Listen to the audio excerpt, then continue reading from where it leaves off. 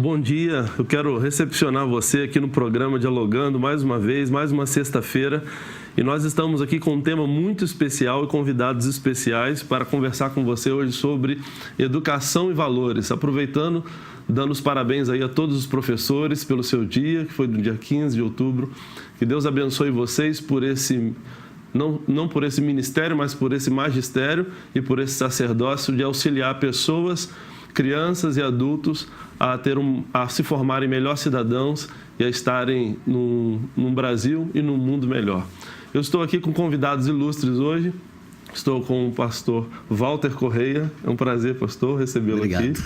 Estou aqui também com a irmã Ivanir Correia. Obrigada. E temos a graça de serem um casal. A irmã Ivanir, pedagoga e psicóloga, o pastor Walter Correia, há muitos anos milita no ministério profícuo da Palavra de Deus. E vamos trazer uma abordagem hoje muito importante, muito interessante sobre educação e valores. Nós precisamos dialogar sobre isso para trazer para você, enquanto telespectador, algo de novo, algo de importante, para que você, dentro dessa conversa, possa colher informações relevantes para o seu viver, para uma vida melhor. Então vamos começar aqui nessa conversa informal, vamos conversar a respeito de educação e valores.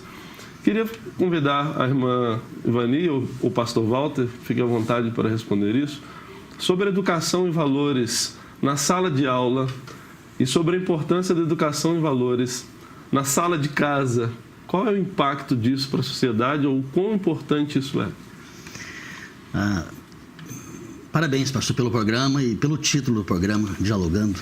Educação é uma ação de impacto, né? Onde quer que ela aconteça, ou na escola, ou em casa, na igreja, nas instituições de um modo geral, mas de modo especial em casa, né? Na escola. E ela visa preparar a pessoa para ser um cidadão, né? Que ajude a sociedade, o país, enfim. Então, é uma ação de impacto que vai exercer impacto sempre onde ela acontecer. E nós queremos que seja impacto positivo, né? A educação séria, não é aperfeiçoada, ela exerce impacto relevante, né? Positivo. É o que nós queremos, que seja assim, em qualquer lugar. E verdade. Seja numa sala de aula ou uma sala de casa, exerce esse impacto positivo. E no país inteiro, né? É verdade, é verdade. Parece que essa célula casa e sala de aula, né, se propaga para o mundo. Irmã Ivani, sua opinião a respeito disso? Então, prazer, pastor, estar aqui junto com você também, muito bom. Então, educação sem ela a gente não cresce. O ser humano, desde que nasce, precisa que alguém esteja ali acolhendo, recebendo essa criança e educando desde os primeiros momentos. Aliás, a educação do bebê começa ainda no útero, através da educação da mãe, não é? A forma como a mãe recebe essa criança já faz parte do que essa criança virá a ser, como ela vai crescer. E sem educação, a gente sabe que o ser humano fica defasado, ele fica fora do contexto da sociedade. E a educação em casa, ela é a primeira educação. Quando ela falha, a gente sabe que a escola também não consegue, tem mais dificuldade. Então, a educação passa primeiro lá na sala de casa, lá na minha casa, lá no bercinho. Depois vai para a escola. E a igreja está desde o primeiro momento, quando esse bebê chega, a igreja tem que estar influenciando esse bebê. E vai pela vida toda. Verdade. E a igreja, escola e família são instituições que nunca vão acabar. Enquanto existir o ser humano na Terra, esses três terão que estar, e seria bom que caminhassem juntos, porque nessa relevância da educação, as três instituições têm que se entenderem, um complementando o outro, nunca tirando ou diminuindo a importância da educação na sala de casa. É a primeira e a básica, é a mais forte, é a que está lá desde o comecinho do ser que está aqui para crescer e se tornar uma pessoa, né? Um ser humano saudável que contribua para a sociedade. Muito interessante o que a irmã Ivani está falando. E existe nos aspectos da palavra de Deus, da Bíblia, da própria Bíblia mesmo, a referência sobre o ensino, a importância que Jesus dava ao ensino. Pastor Walter, qual é a importância sobre isso? em relação ao ensino que a palavra de Deus pode trazer às pessoas, né? Eu sou apaixonado, não poderia ser diferente, pela educação religiosa, né, cristã. E a Bíblia é o nosso livro base, né? Eu fico admirado, eu fico feliz quando estou aprendendo, estudando e ensinando a palavra de Deus. Ela abre horizontes, né? Ela, como ela própria se apresenta na linguagem do salmista, ela é lâmpada para os pés e luz para o caminho. Então ela prepara o indivíduo para a sociedade, né? Para viver bem, para se integrar devidamente e para abençoar a sociedade, né? Porque a gente precisa abençoar a sociedade de algum modo, né? Cada um precisa se colocar como um instrumento de bênção para a sociedade, de transformação para a sociedade, né? Então eu fico maravilhado diante da palavra de Deus, como ela abençoa a vida da gente, abre horizontes, orienta a vida em todos os sentidos. Verdade. Jesus era considerado mestre, ele era chamado pelas pessoas de mestre, e Jesus é considerado, ou seja, um grande professor. A sua temática era o ensino, ele ajudava as pessoas a partir do ensino. Claro que dividindo o pão, fazendo milagres, porque também era Deus. Mas o ensino sempre foi a forte temática. E ele procurava ensinar com clareza, né? Através de metáforas, parábolas, né?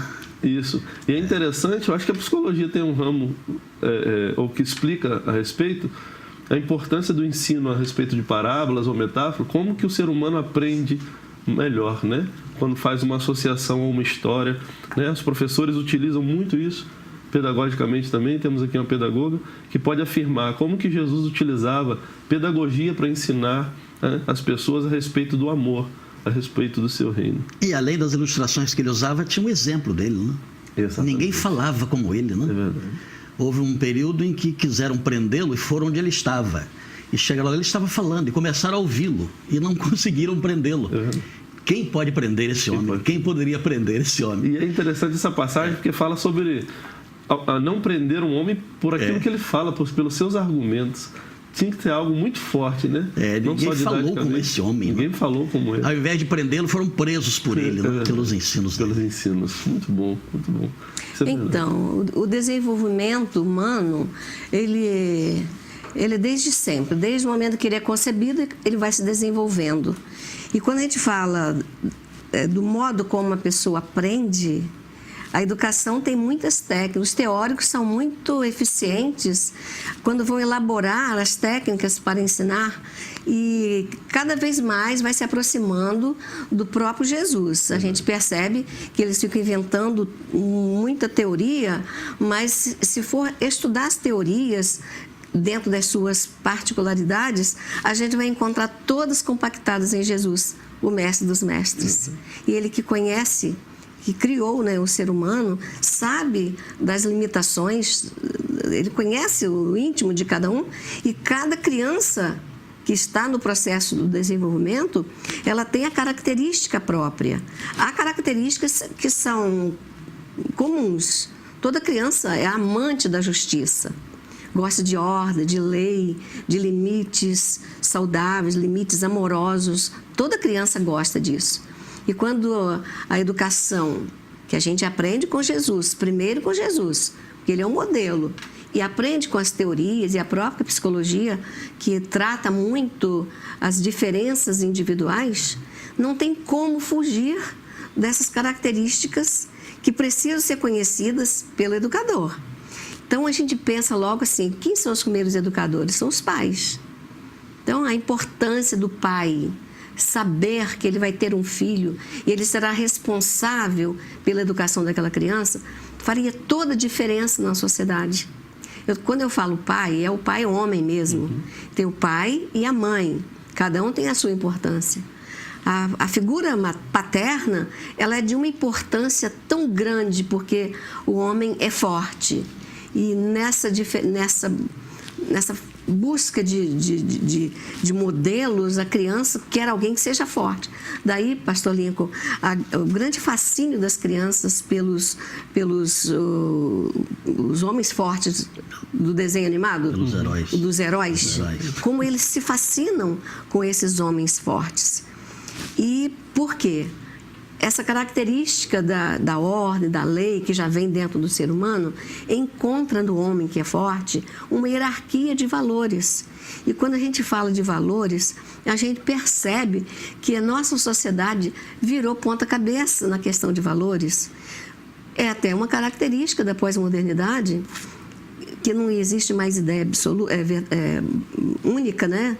Que hoje tudo é tão relativo, e quando vem a ideia de que é o homem é forte, a mulher também é forte, uma criança vê os heróis, elas conversam entre si e elas falam assim: meu pai bate no seu pai.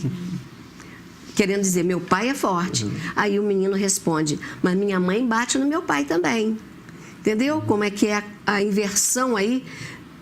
Como tira... Não que é só o homem que é forte, a mulher também é forte. Mas na hierarquia da força, a criança precisa ter pais fortes, homem forte, homem que valorize o que é a família, valorize aquilo que é saudável, para que essa criança prossiga no seu crescimento, na ordem de valores que vai fortalecer o caráter. É muito interessante o que a irmã Ivanita está falando. E sobre isso eu queria conversar um pouquinho sobre os desafios. Quais são os desafios hoje que os professores encontram, ou que os pais encontram nesse ambiente moderno que nós estamos vivendo? Quais são os desafios na educação e nos valores hoje? Vou ter um papo sobre isso. A educação em si já é um desafio, né? Um grande desafio para o governo, né? Para os gestores, especialmente para as famílias, né? Educação não é barata, ela é cara, não é? Ela precisa melhorar, ela precisa realmente ser prioridade, né, dos gestores públicos, dos governos. Ela acontece também pelo diálogo, né? Ensina-se dialogando, conversando, né? Houve um problema sério ontem em São Paulo, né? O governo estruturando a educação lá, e a análise jornalista disse que ele precisava ter conversado mais, ter explicado mais à sociedade, né, o que desejam fazer. Então é com diálogo, é conversando mesmo, é em casa, não é?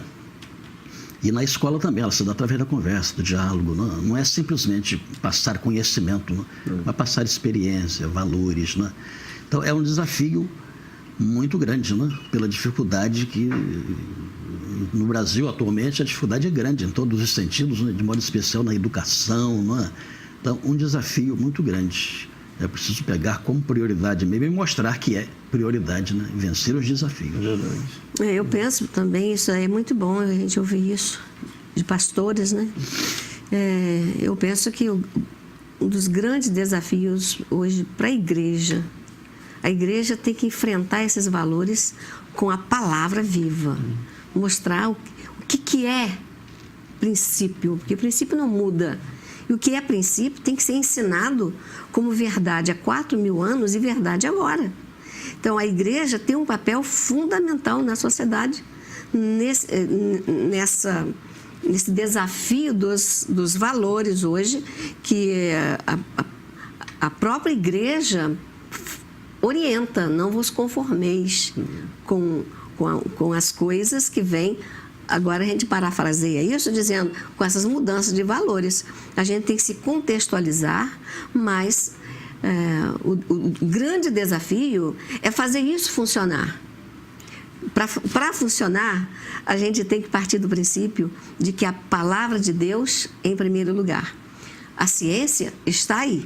A gente tem que entender que a ciência está trabalhando com verdades ali, comprovadamente testadas, e a gente não pode colocar assim, a ciência não, só a Bíblia, só a palavra de Deus. Não é isso. Mas tem que estar junto. Esses valores, a questão dos limites, é outro grande desafio que a gente tem que encarar de frente. Como estabelecer limites numa sociedade que diz que tudo é possível? Cada um tem a sua cabeça. Cada um tem a sua verdade. Cada um tem a sua verdade. Faz o que quer. Como fazer isso? Não se importa com ninguém. Como o limite funcionar? Aí estão os desafios, né? Aí estão os desafios para os professores desse século, para as mães, para a igreja, como tem ajudado a sociedade, né? No decorrer dos séculos, né? Também abraçando aqueles desprezados também pela sociedade e trazendo uma educação cristã de forma que possa auxiliar. Em se tratando disso, dos desafios, eu queria também convidar os telespectadores, principalmente as mulheres nesse momento, abrir um espaço para falar sobre o seminário coaching que vai haver para mulheres cristãs. Então, se você é uma mulher cristã e trabalha na liderança, ou uma pastora, ou uma vocacionada, eu quero convidar você para esse seminário coaching que vai acontecer no dia 6 de novembro. O que nós vamos tratar lá? Sobre a liderança pessoal, familiar e ministerial. Vai ser um momento muito importante, porque hoje o grande diferencial, a grande questão hoje para a mulher, nesse foco cristão, é como lidar com família, o eu e o ministério, né? Os papéis dela nesse presente século. Então nós vamos ter uma abordagem coach para isso. Temos um cartaz, a produção pode colocar a respeito disso, do seminário coaching. Se tiver no ponto aí, pode inserir essa informação para que vocês possam participar. Será dia 6 de novembro, às 19 horas, e você pode fazer a sua inscrição pelo site www.alarguefronteiras.com.br. Repetindo, www.alarguefronteiras.com.br. Se você quer participar desse seminário coaching que auxilia você a ter uma melhor performance na vida, uma melhor performance no ministério e na família, nós queremos trabalhar isso com você ali no Hotel Comfort. Você, mulher cristã, está convidada para esse momento. Bem, quero encerrar esse momento, já estamos indo para o final, mas eu gostaria de que o pastor Walter e a irmã Ivani pudesse fazer as suas considerações finais.